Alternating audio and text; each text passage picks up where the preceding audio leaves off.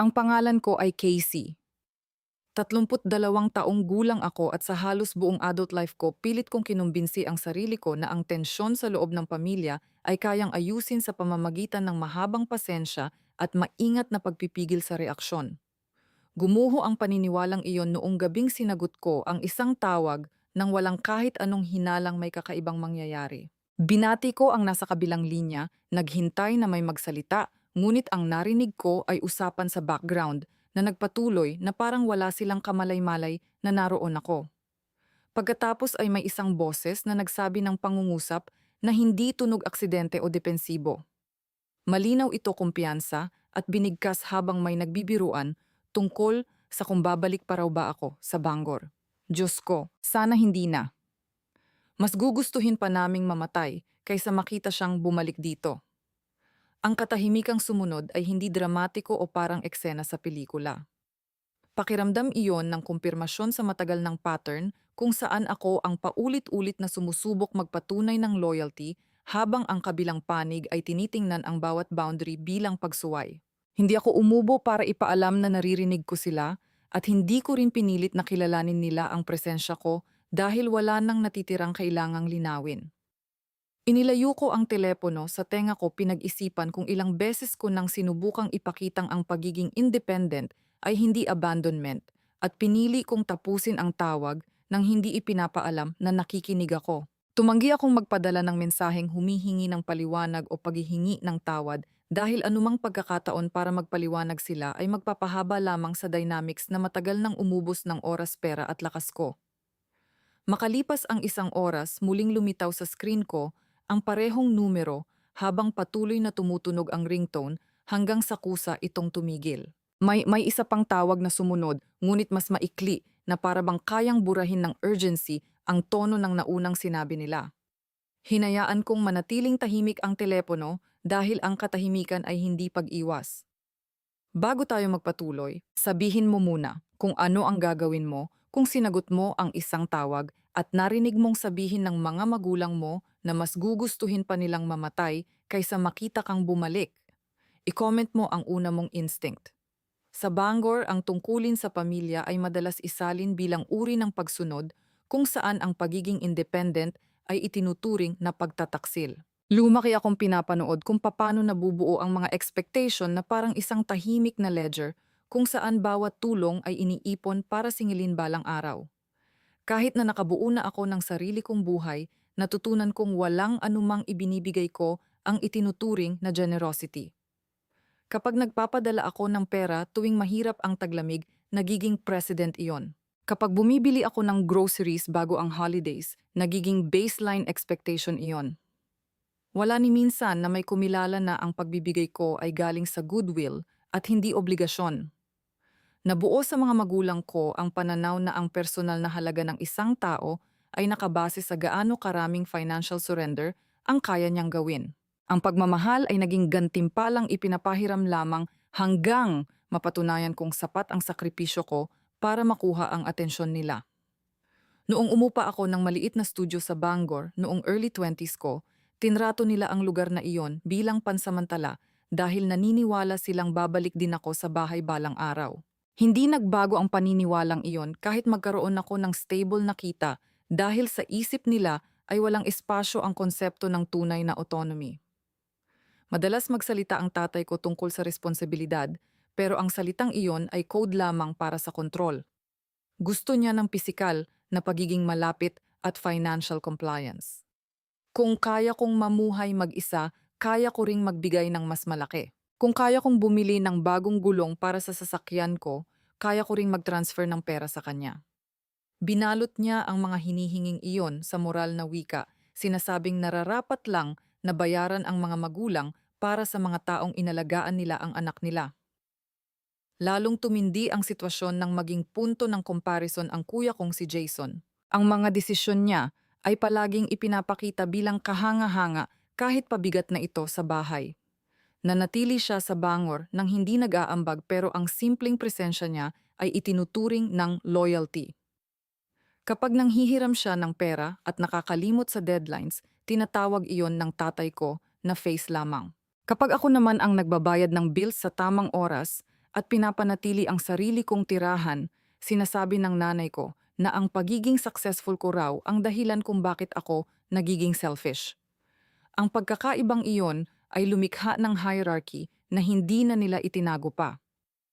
Hindi kailanman sinabihan si Jason na bumalik sa bahay. Hindi siya inutusang tumulong sa utilities. Pinupuri pa siya kapag bumibisita siya 2 beses sa isang buwan, habang ako ay pinupuna kapag tumatanggi akong umuwi tuwing weekend. Inabot ako ng maraming taon bago ko naunawaan na sa Bangor ang pagmamahal ay maaaring magmukhang interest sa isang emosyonal na utang. Kapag nagbayad ang isa sa mga magulang ko ng medical bill ko noong bata pa ako, ibinabalik nila iyon sa usapan tuwing kailangan nila ng leverage. Kapag umuuwi ako tuwing holidays, ginagawa nilang ebidensya iyon na ang permanenteng pagbabalik ko ang susunod na lohikal na hakbang. Pakiramdam ko noon ang pagmamahal ay isang transaksyon. Bawat tawag ay may kasamang usapan tungkol sa pera o mga regalo. Kapag nagsasalita ako tungkol sa mga professional goals ko, lagi nilang sinasagot ng iba't ibang version ng hindi dahilan ang goals para lumayo sa pamilya. Inuulit iyon ng nanay ko sa mahinahong tono na nagkukubli ng pressure sa likod ng lambing. Diretsahan itong sinabi ng tatay ko na para bang ang trabaho ko ay umiiral para makinabang sila. Hindi ko ikinukuwento sa mga kaibigan ko ang ganitong imbalance dahil madalas iniisip ng mga tao na isang malaking pangyayari lang ang dahilan ng pagkasira ng relasyon sa pamilya. Sa Bangor, dahan-dahang nabuo ang pressure. Bawat komento tungkol sa tungkulin ay parang paalala na may permanenteng karapatan ang pamilya sa buhay mo. Bawat paalala tungkol sa gastos ay nagpapahiwatig na maaaring bawiin ang emosyonal na pagtanggap anumang oras. Ang pagkabata na nakasandal sa maliliit na utang na loob ay humahantong sa adulthood na puno ng guilt. Dumating ang turning point nang ang mga pahiwatig ay naging mga utos. Nagsimulang igiit ng tatay ko na bumalik ako sa lumang bahay. Ipinakita niya iyon bilang responsibilidad na dapat mas mahalaga kaysa personal na desisyon. Para sa kanya, ang tunay na karakter ng isang adult ay nasusukat sa pagiging malapit sa pamilya. Tinanggihan niya ang ideya na maaaring magmahal kahit may distansya. Nang sabihin kong kaya kong bayaran ang sarili kong bills, iginiit niyang mas malaki raw ang utang ko sa pamilya dahil financially stable ako. Walang konsepto ng balanse o boundaries sa lohika niya, puro extraction lamang. Ang pinakanaglantad sa lahat ay ang katahimikan tungkol kay Jason. Hindi siya kailanman pinabalik sa bahay. Hindi siya sinusukat base sa ambag niya. Nakatayo siya sa isang protektadong posisyon na lalo lang nagpatunay sa matagal ko nang alam selective ang expectations nila. Kung tunay ngang moral na tungkulin ang duty pantay, sana itong ipinapataw sa lahat. Ngunit ang totoo, nakatuon lamang ito sa anak na may kakayahang magbigay. Ang pagiging competent ay naging dahilan para parusahan ka ng mas mabigat na responsibilidad. Tahimik kong nabuo ang isang konklusyon sa gitna ng mga pag-uusap na iyon. Sa Bangor, ang pamilya ay parang kontratang walang expiration. Nagbabago ang mga terms depende sa kung ano ang convenient para sa kanila. Hindi mahalaga ang consent. Hindi mahalaga ang choice. Ang tanging palaging hinihingi ay compliance. Ang paniniwalang iyon ang humubog sa bawat tawag at bawat hiling hanggang sa maunawaan kong ang definition nila ng pamilya ay hindi kayang tanggapin ang autonomy nang hindi ito tinitingnan bilang pagsuway. Dumating ang gabing iyon nang walang babala at pakiramdam ko ay may mabigat na pressure ang hangin matapos lumubog ang araw. Isang pressure na hindi konektado sa trabaho ko o sa personal kong plano, kundi tila may kaugnayan sa susunod na hihingin ng Bangor mula sa akin.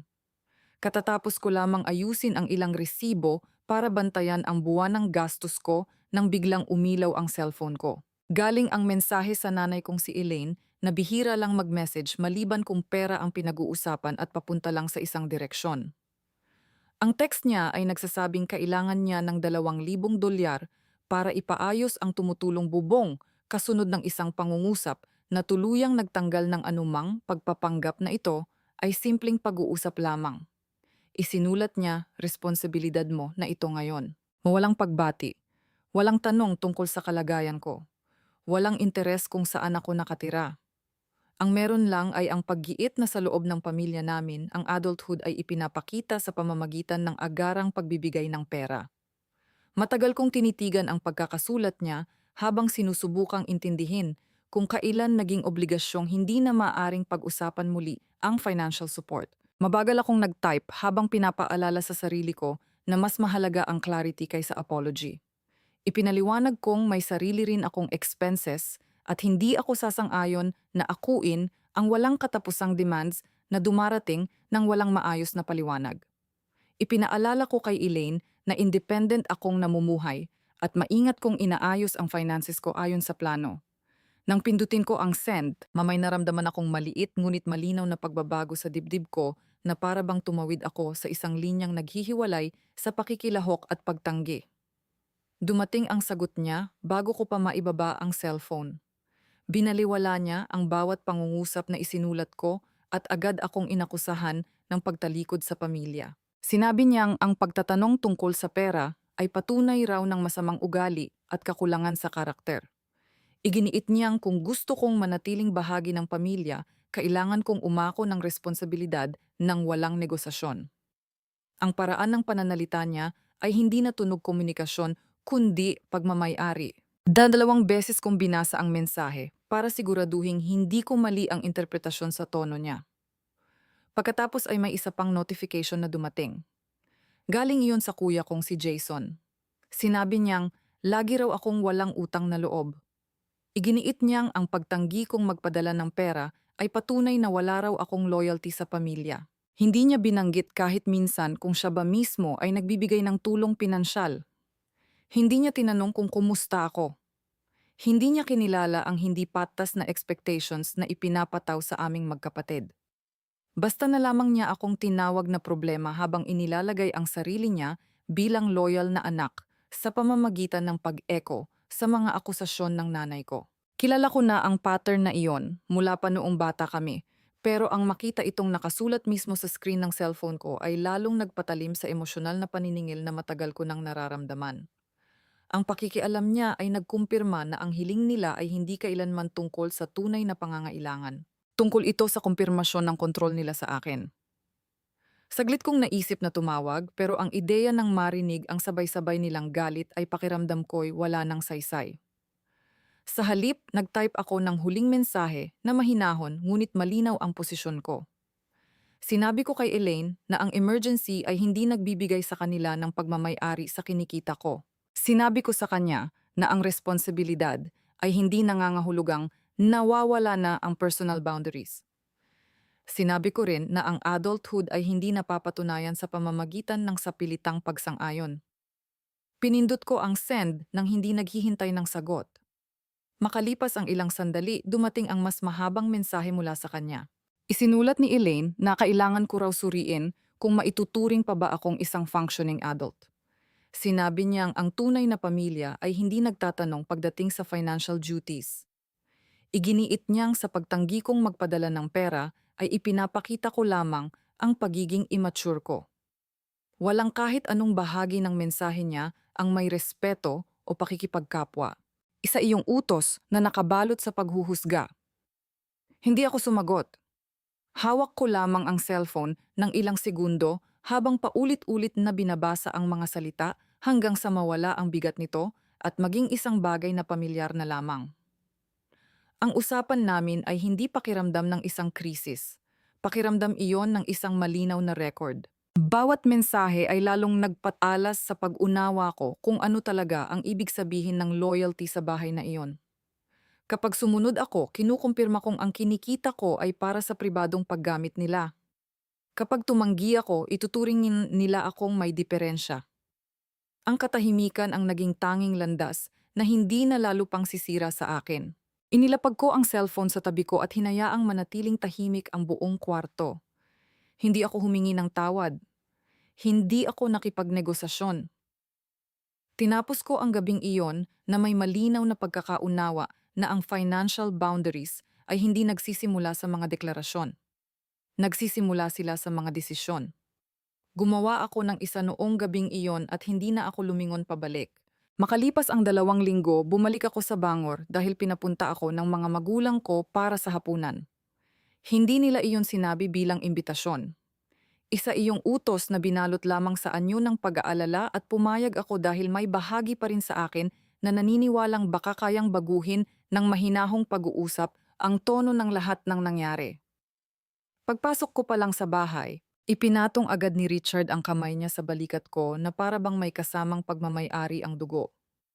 Sinabi niyang mukha akong pagod pero ang tono niya ay parang ang pagkapagod ko ay patunay na bumabagsak na ang buhay na pinili ko sa labas ng bangor. Umupo ako sa tapat niya habang si Elaine naman ay nagdadala ng mga plato papunta sa mesa. Wala ni isa sa kanila ang nagtanong kung kumusta ang trabaho ko o kung paano ko hinaharap ang distansyang nabuo mula sa mga huli naming pag-uusap. Nagsimula sila agad sa isang hatol. Sinabi ni Richard na panahon na raw para tuluyan akong bumalik sa Bangor. Giniit niyang ang trabaho ko sa ibang estado ay hindi kailanman magdadala ng tunay na stability at sinabi niyang ang responsableng adults ay nananatiling malapit sa pamilya dahil ilusyon lamang daw ang independence. Nagsalita siya na para bang bawat desisyong ginawa ko ay childish at walang saysay. Sinabi kong masaya ako sa pagbuo ng sarili kong buhay sa labas ng Maine, pero agad niyang pinutol ang pangungusap ko at sinabing offensive raw ang salitang independence kapag may pamilyang nangangailangan ng tulong.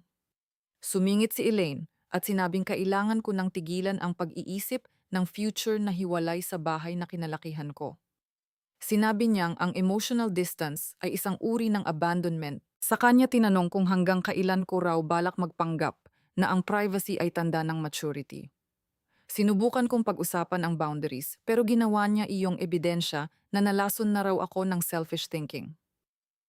Sumali si Jason matapos nguyain ang pagkain niya at punasan ang mga kamay niya nang may mabagal at kumpiyansang kilos ng isang taong magbibigay ng sermon. Sinabi niyang ilang buwan na raw akong dramatic at ang pag-alis ko sa Bangor ang sumira sa common sense ko. Ayon sa kanya, maaayos daw ang lahat kapag bumalik ako sa bahay. Hindi niya ipinaliwanag kung ano ang ibig sabihin ng lahat dahil ang pagiging vague ng sinabi niya ang nagbibigay rito ng tunog na parang universal wisdom. Tinanong ko siya kung siya ba ay babalik din sa bahay, kung siya ang nasa posisyon ko. Pero sinabi niyang meaningless daw ang tanong na iyon dahil privileged ako.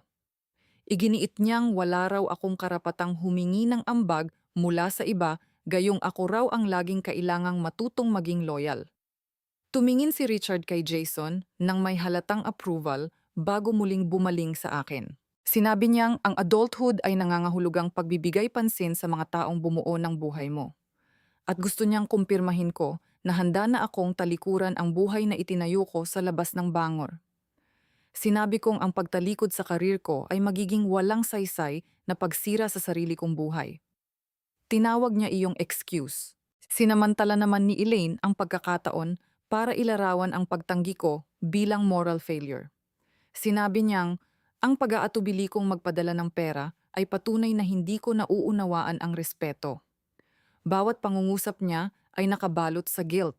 Sa huli tinanong niya kung naisip ko raw ba ang epekto ng emotional absence ko sa reputasyon ng pamilya. Mas madali sanang tanggapin kung diretsahan niyang sinabing galit siya sa mga pinili kong desisyon. Pero ang resentment ay laging nagkukubli sa likod ng mga salitang tulad ng responsibility. Huminga lang ako ng malalim sa bawat komento nila. Tumanggi akong magtaas ng boses.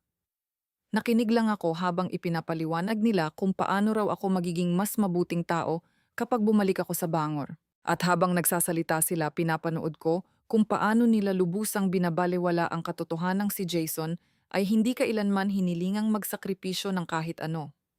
Nang sabihin ko iyon, nang direktang ngumisi lamang si Jason nang walang kahit kaunting hiya. Sinabi niyang iba raw ang expectations para sa mga taong mapagkakatiwalaan. Tinanong ko siya kung kailan ba talaga napatunayan ang unconditional trust na iyon. Sumagot siya sa pagsasabing toxic daw ang pagdududa. Inutusan siya ni Richard na tumigil sa pagsasalita at sinabi niyang kailangan kong tandaan ang pundasyon ng family loyalty. Ayon sa kanya, ang trust ay dumadaloy pa itaas, hindi pantay-pantay sa lahat. Dun ko tuluyang naunawaan na ang buong hapunan ay hindi tungkol sa pag-aalala kundi isang pagtatanghal ng awtoridad. Natapos ang pagkain nang hindi pa ubos ang mga laman ng plato. Itinulak ko pa atras ang upuan ko at sinabi kong aalis na ako. Sinabi ni Richard na immature ang paglayo. Sumagot ako na mas masahol ang manatili. Kinuha ko ang mga susi ko, naglakad palabas ng front door at isinara ito ng walang seremonya o paglingon. Ilang araw pagkatapos noon tumigil na ako sa pakikipagtalo at nagtuon ng pansin sa pagbuo ng isang exit na hindi na kayang sirain ng guilt. Napatunayan na ng katahimikan na mas epektibo ito kaysa negosasyon, kaya ginugol ko ang buong hapon sa pagsusuri ng bawat paraan kung paano pa ako maaabot ng Bangor. Ang unang hakbang ay ang cellphone ko. Tumawag ako sa carrier ko at humiling ng bagong numero. Tinanong ng representative kung may tinatapos daw ba akong relasyon. Sinabi ko na usapin iyon ng personal privacy. Nang maging aktibo ang bagong numero, agad kong dinilit ang family group chat nang walang pag-aatubili. Ang thread na iyon ay matagal nang naging bulletin board ng mga demands nila. At ang pagbura rito ay pakiramdam na parang pagtanggal ng tanika lang, matagal ko nang pasan. Ang desisyong iyon ang nagtulak sa mas maliliit pang hakbang. Inalis ko ang sharing access sa streaming account na ginagamit ni na Jason at ng mga magulang ko nang hindi nagbabayad.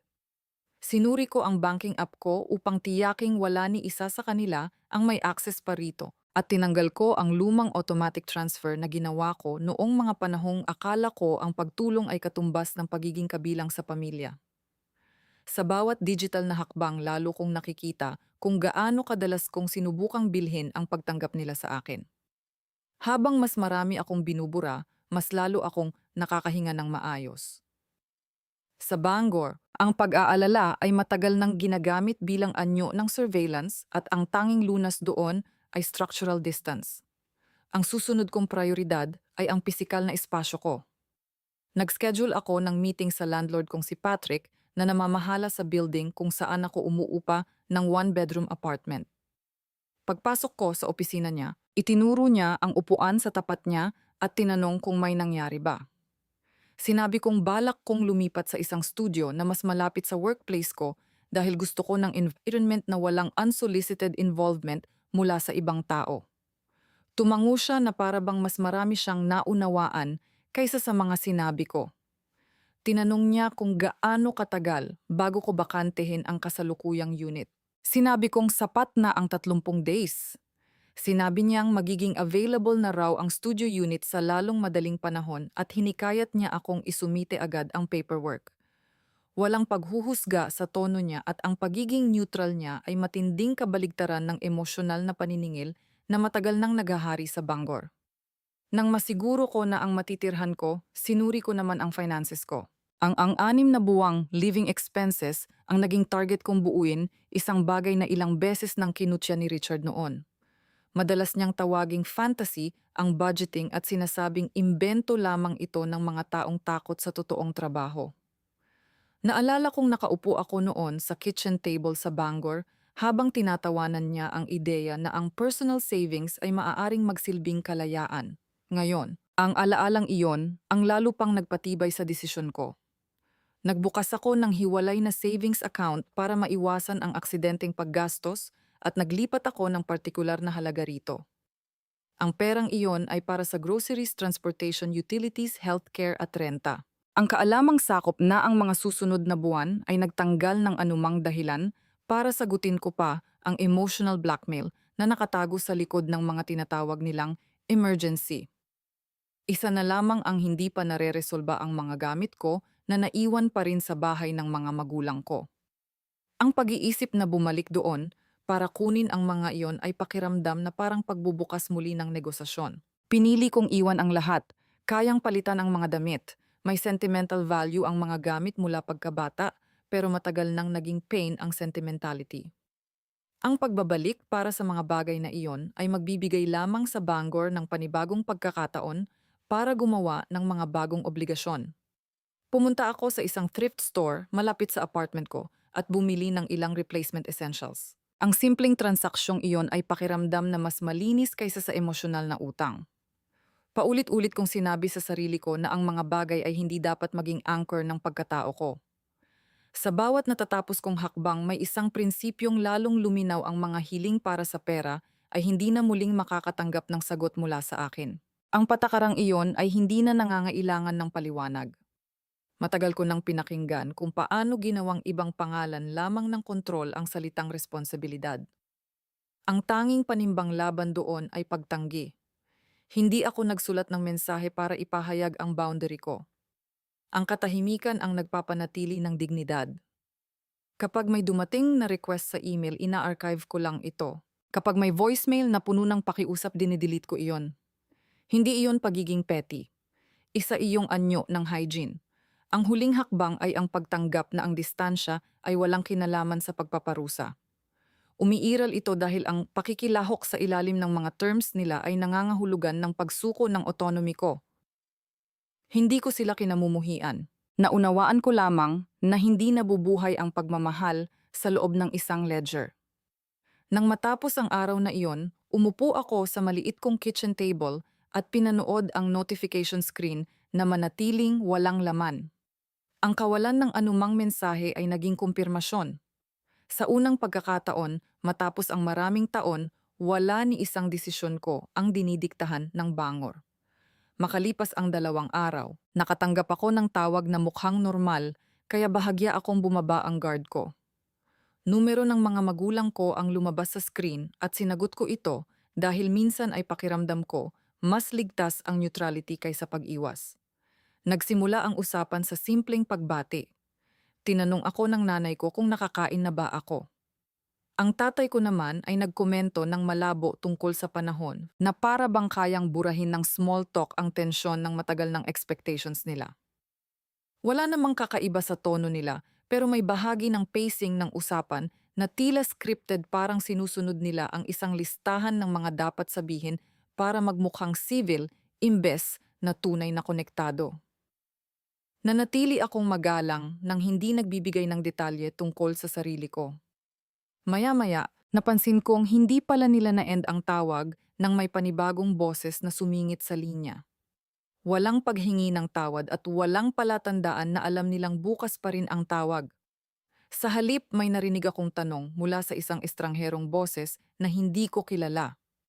Tinanong niya kung kailan daw ako muling bibisita sa Bangor. Sumunod ang maikling katahimikan, sapat para magpahiwatig ng discomfort. Pagkatapos ay dumating ang pangungusap na tuluyang sumira sa anumang konsepto ng negosasyon. Narinig kong sinabi ng nanay ko, "Diyos ko, sana hindi na." Sumagot naman ang tatay ko, "Mas gugustuhin pa naming mamatay kaysa makita siyang bumalik dito." Walang reaksyon mula sa estranghero.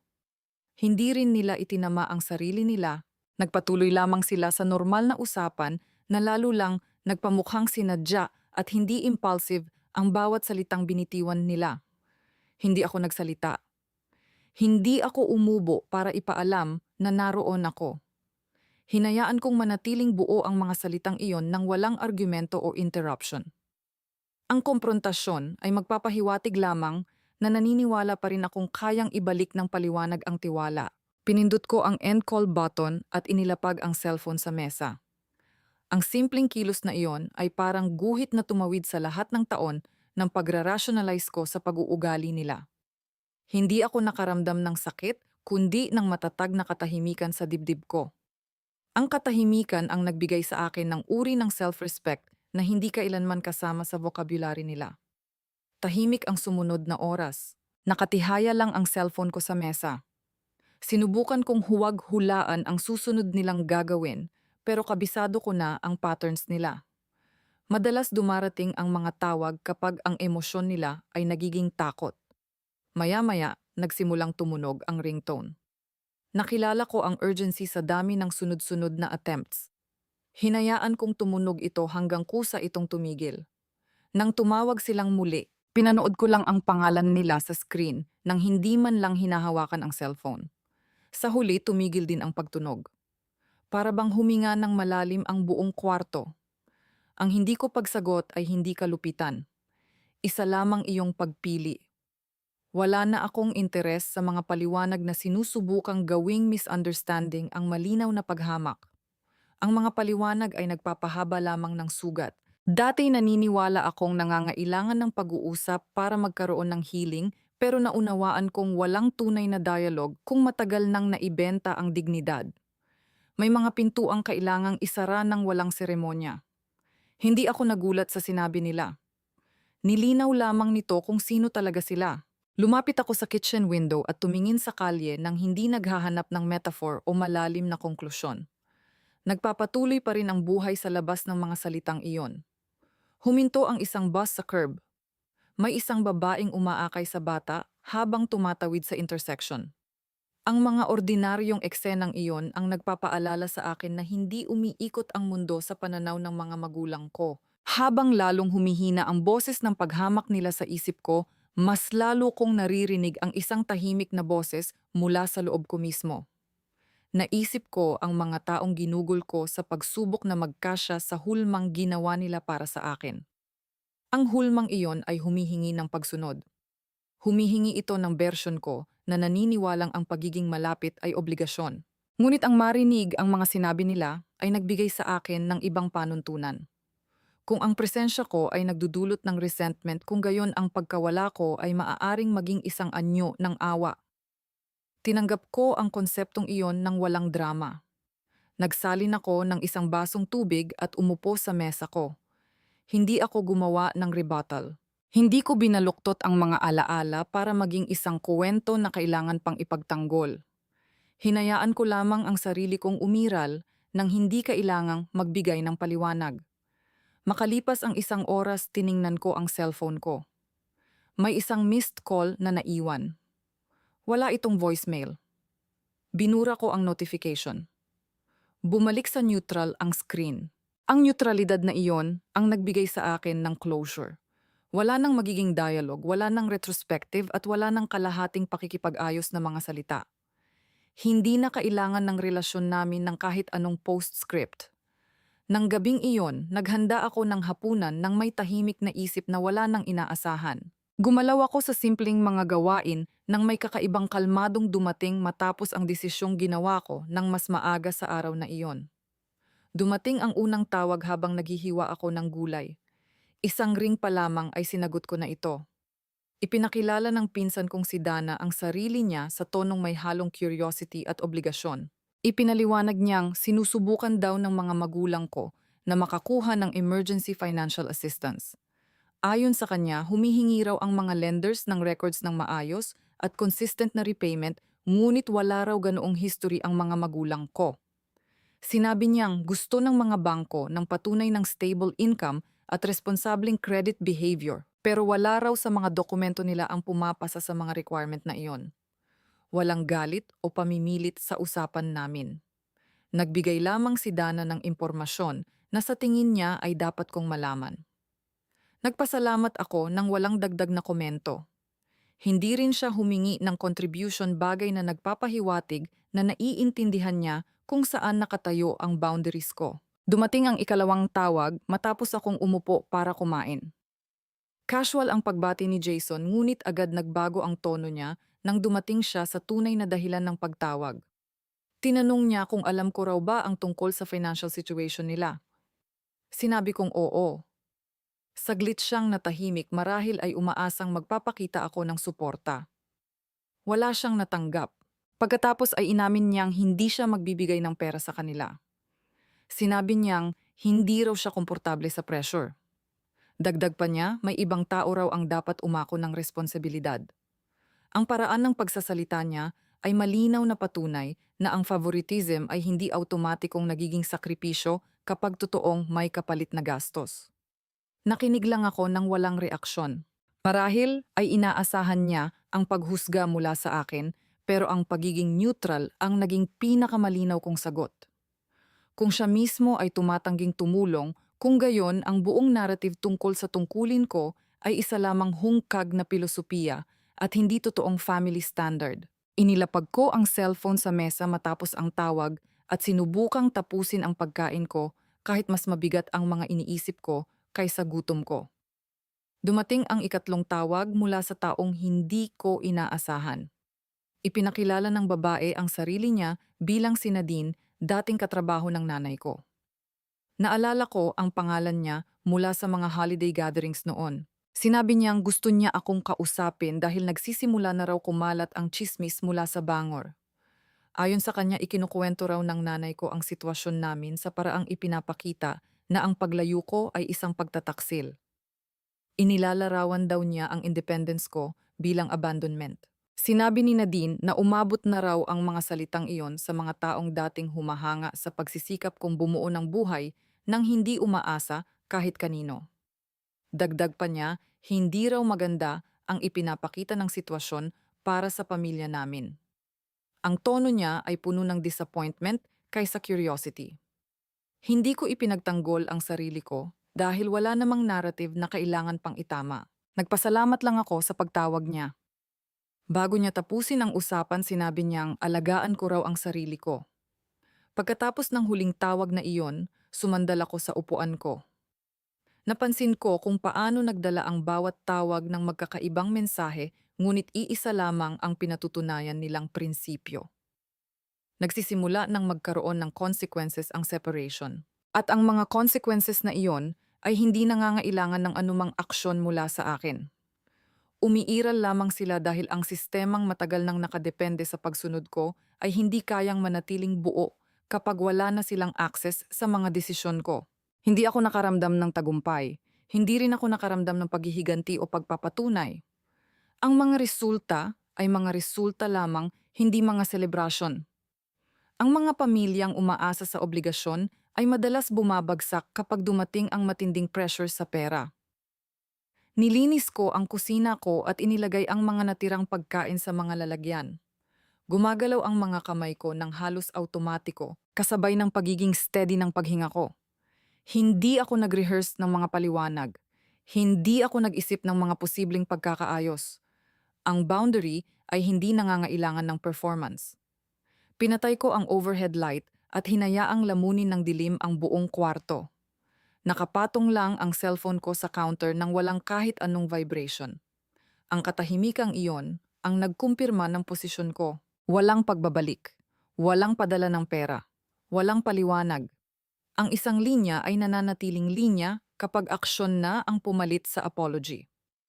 Makalipas ang 3 buwan, nakatira na ako sa isang studio apartment kung saan walang kahit anong nagpapaalala sa akin tungkol sa Bangor. Ang routine ng pagiging independent ay lumikha ng isang atmosphere na hindi nangangailangan ng performance. Gumigising ako nang hindi naghahanda para sa panibagong panghihimasok at natutulog ako nang hindi nag-iisip ng mga rebuttal. Ang rental agreement ang naging unang long-term commitment na pinirmahan ko nang walang approval mula kanino man. Dumaan ang dokumento sa rental agent kong si Caroline na nagproseso ng paperwork ko at nagkumpirma ng extended lease. Ang professionalism niya ay naging patunay na kayang gumana ng adulthood nang walang parental audits. Nang iabot niya sa akin ang final copy, may naramdaman akong internal na bigat na lumipat mula sa paghihintay ng permission tungo sa tunay na autonomy. Inilagay ko ang kontrata sa isang folder na pangalan ko lamang ang nakasulat at mas naging simboliko iyon kaysa dramatiko. Simple lamang ang apartment ko, pero ang simpleng buhay na may kasamang kontrol ay nagdulot ng tunay na comfort. Ako ang pumili ng mga movables na babagay sa espasyo at hindi sa preferences ng ibang tao. Ang laman ng refrigerator ko ay mga groceries na nakaayon sa nutritional goals ko at hindi sa emotional bargains na nagkukubling anyo ng pag-aalaga. Ang buhay ko ay naging sunod-sunod na desisyong walang kaakibat na utang na loob. Hindi ako humingi ng validation, hindi ako naghintay ng apology. Tumigil ng kumain ng enerhiya ko ang distansya.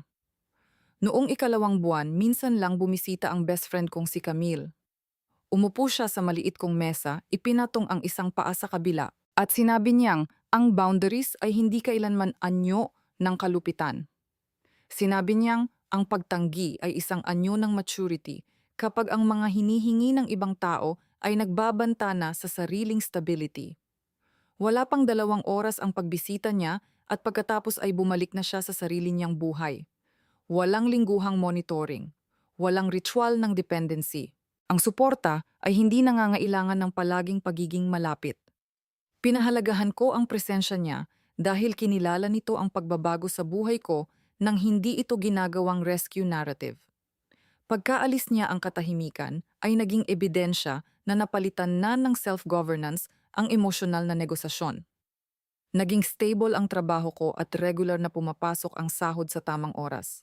Nagplano ako ng mga savings goals para sa medical needs professional courses at posibleng relocation kung sakaling gusto kong lumipat ng ibang syudad balang araw. Ang financial independence ay hindi pakiramdam ng tagumpay. Pakiramdam lamang itong neutral. Minamaliit ng maraming tao ang halaga ng neutrality. Ang pagkawala ng emosyonal na toll ay nagdudulot ng clarity. Noon, itinagamit ng Bangor ang obligasyon bilang currency pero naging masyadong mataas ang presyo para manatili roon. Walang naging kapalit ang separation kundi pansamantalang discomfort lamang. Wala ni isa sa kanila ang nagtangkang humingi ng tawad. Hindi rin ako naghintay ng remorse mula sa kanila. Ang mga magulang ko mismo ang lumikha ng mga kondisyon na humantong sa distansya at ang mga kondisyong iyon ay pagmamay-ari nila. Ang accountability ay laging nananatili sa mga desisyong lumilikha ng sarili nilang consequences. Tumigil na akong tingnan ang sarili ko bilang biktima o rebelde. Natuto lang akong maging responsable sa sarili kong resources. Hindi na muling nakipag-ugnayan si Jason tungkol sa pera. Mas marami pang nagawa ang katahimikan kaysa komprontasyon. Kapag mas gusto ng isang tao ang hierarchy, nagiging banta sa kanya ang equality imbes na natural na bagay. Pinili kong maging patas sa sarili ko. Sa bawat pagdaan ng linggo, lalo kong nauunawaan na minsan mas mura ang mawalan ng koneksyon kaysa panatilihin ang loyalty na nakabase lamang sa transaksyon. Ang emotional fees ay madalas nagkukubli bilang tungkulin, ngunit ang tungkuling walang respeto ay unti-unting sumisira sa dignidad. Mula noon, wala na akong ibinayad kahit ano. Ang detachment ay naging financial strategy at psychological safeguard ko na rin. Walang kasaysayan ang mga dingding ng studio apartment ko. Natutulog ako nang hindi iniisip na baka may cellphone na tumunog sa kalagitnaan ng gabi. Tumigil na akong maghanda ng mga paliwanag bago pa man ako tanungin. Ang katahimikan ay naging normal na bahagi ng buhay ko at hindi na gantimpala lamang. Tinapos ko ang 3 buwan sa pamamagitan ng pagtanggap sa isang simpleng katotohanan. Hindi ko kailangan ang Bangor. At maaring hindi ko na ito kailanganin kailanman. Ang maturity ay nangangailangan ng pagsusuri sa tunay na halaga ng mga bagay. May mga relasyon na inuubos ang emosyonal na reserba ng isang tao. May mga address na nagsisilbing bitag imbes na tahanan. Kapag naging posible ang paglaya, dapat kasunod na nito ang kalayaan. Ang personal boundaries ang nagtatakda ng economic value ng emotional labor. Ang katahimikan ang pumipigil sa exploitation kapag ang dialogue ay nagiging extraction na lamang. Ang paghihintay ng acknowledgement mula sa maling tao ay umuubos ng resources na hindi na maibabalik pa. Nangangailangan ng growth ang paglalagay ng personal authority sa itaas ng inherited obligation. Nawawalan ng halaga ang kawalan ng apology kapag naibabalik ng self-respect ang stability mo. Kapag ginagawang liability ng pamilya ang mismong identity mo, ang distansya ay nagiging investment. Nagsisimula ang healing kapag natatapos ang compliance. Maraming salamat sa pagbibigay ng oras para samahan ako sa kwentong ito at sa pagbibigay ng espasyo sa isang narrative na tumatangging gawing sistema ng pamamahala ang guilt. Maraming tao ang nahihirapang lumaban sa mga expectations na nagkukunwaring pagmamahal. Kung may naibigay mang clarity ang karanasan ko, sapat na iyong dahilan para ikwento ito. Ang autonomy ay pag-aari ng kahit sinong handang angkinin ito kahit pataliwas iyon sa legacy na gustong ipilit ng iba.